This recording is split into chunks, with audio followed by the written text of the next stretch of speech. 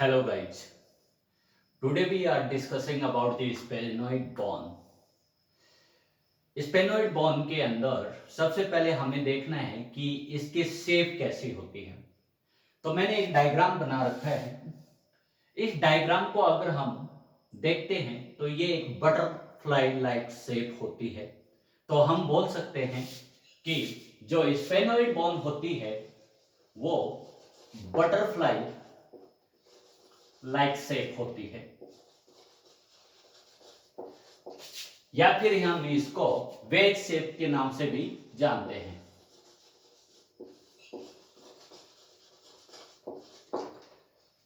अगर आप इसको देखें कि ये बोन कहां सिचुएटेड होती है, तो आपको जो क्रेनियम होता है उस क्रेनियम के बेस का, मिडल बेस का फॉर्मेशन करती है। यानी हम बोल सकते हैं middle base of the cranium का फॉर्मेशन स्पेनोइड बोन करती है। ये एंटेरियरली एथेमोइड और फ्रंटल बोन से जुड़ी रहती है। अगर मैं इसकी पोजीशन की बात करूं तो ये नेजल कैविटी के सुपीरियर पोर्शन में स्थित होती है।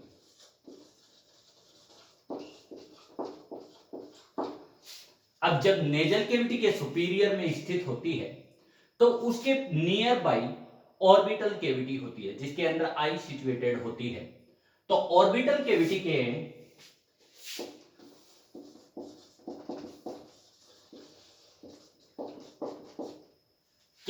ये फ्लोर,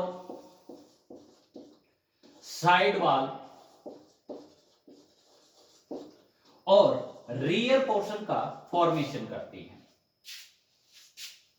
अगर मैं इसकी स्ट्रक्चर पर जाता हूं तो जनरली इसके अंदर टू विंग्स पाए जाते हैं, टू विंग्स स्ट्रक्चर्स पाई जाती हैं। जो स्मॉल विंग्स है उसको हम लेजर विंग्स से जानते हैं, जो आपकी स्ट्रक्चर दिखाई देती है। जनरली ये एंटीरियर पोर्शन पर स्थित होती है और जो आपके ऑर्बिटल कैविटी के फॉर्मेशन में सहायक होती है। फिर जो नेजल कैविटी के लेटरल पोर्शन या क्रेनियम बेस के लेटरल पोर्शन का जब फॉर्मेशन करती है मिडल पार्ट में, तो वो आपका ग्रेटर विंग्स होता है। अब जो आपका लेजर विंग्स और ग्रेटर विंग्स जो जुड़े रहते हैं वो आपकी बॉडी से जुड़े रहते हैं, स्पेनोइड बोन की बॉडी से जुड़े रहते हैं। जनरली बॉडी के सुपीरियर पोर्शन पर सेला टर्सिका पाई जाती है। ये जो सेला टर्सिका है जनरली 3 पोर्शंस में होती हैं और सैडल शेप्ड होती है।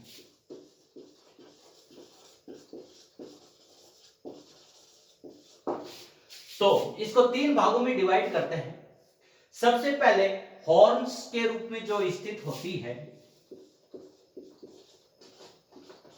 क्योंकि सैडल शेप स्ट्रक्चर है तो सैडल के एंटीरियर पोर्शन में हॉर्स लाइक स्ट्रक्चर होती है, उसे हम ट्यूबरक्युलम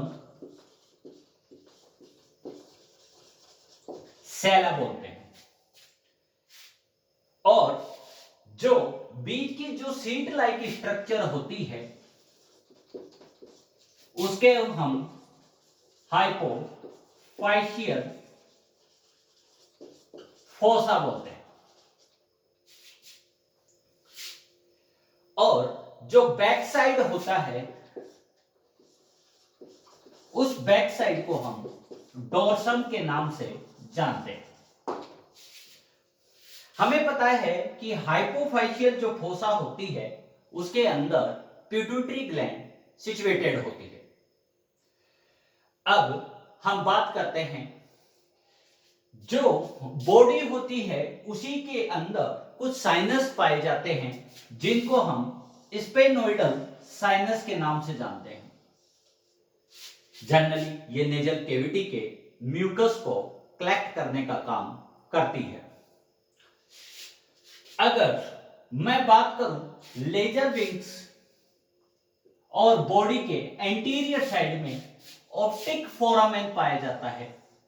और मैंने प्रीवियस में भी कहा था कि फोरामेन जहां भी पाया जाएगा वो किसी न किसी कंपोनेंट को पास करने के काम आता है। तो ये ऑप्टिक फोरामेन ऑप्टिक नर्व और ऑप्थेल्मिक आर्टरी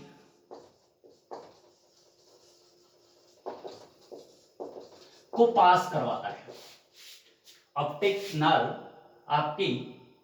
नर्व और ऑप्थेल्मिक आर्टरी को पास करवाता है। जो ऑप्टिक फोरामेन किसके अंदर पाया जाता है? आपके लेजर विंग्स और बॉडी के एंटीरियर साइड में होता है। अगर इसके जस्ट नियर बाय देखें तो बॉडी और लेजर विंग्स के ग्रेटर विंग्स के बीच के अंदर एक खाली स्पेस नजर आता है। ये जो खाली स्पेस है जिसको मैं बाउंड्री लाइन कर रहा हूं, ये जो स्पेस कहलाता है सुपीरियर ऑर्बिटल फिशर होता है।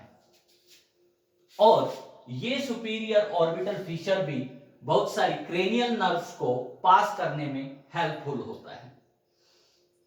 इसी तरीके से अगर आप नीचे की तरफ आते हैं तो इसमें फोरामेन रोटुंडम पाया जाता है और इसी तरीके से इसी के सुपीरियर पोर्शन पर फोरामेन ओवल भी पाया जाता है, जिसको मैं फोरामेन ओवल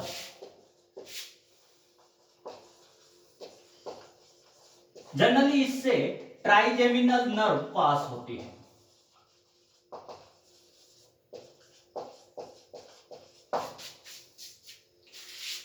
अगर मैं नीचे की तरफ कुछ प्रोसेस देखता हूं तो ये प्रोसेस जो होती हैं पेट्रिकोइड प्रोसेस कहलाती हैं, जो आपके नेजल कैविटी के पोस्टीरियर में लैटरल साइड में स्थित होती हैं और ये जनरली मैंडिबल मसल्स से जुड़ी हुई रहती हैं, जो मैंडिबल मसल्स को मूवमेंट देने का काम करती हैं। इसके अलावा इनके अंदर जो आपका ऑर्बिटल फिशर पाया जाता है उसके अंदर बहुत सारी ब्लड वेसल्स और नर्व्स पास होती हैं। इसमें ब्लड वेसल्स और नर्व दोनों पास होती हैं। इस प्रकार से आपकी एक एथेमोइड बोन जो मिडल बेस का फॉर्मेशन करती है, साथ के साथ आपके ऑर्बिटल कैविटी का भी फॉर्मेशन करती है और आपके एथेमोइड और स्पेनोइड बोन से भी जुड़ी रहती है। तो मैं कुल मिलाकर कह सकता हूं कि ये जनरली ओवरऑल क्रेनियल बोन से जुड़ी रहती है और उनको होल्डिंग का काम करती है। यानी क्रेनियल बोन्स की होल्डिंग का काम करने का काम कौन करता है? स्पेनोइड बोन करता है। तो ये आपकी स्पेनोइड बोन जो स्कल के अंदर मौजूद होती है कंप्लीट होती है। Thank you.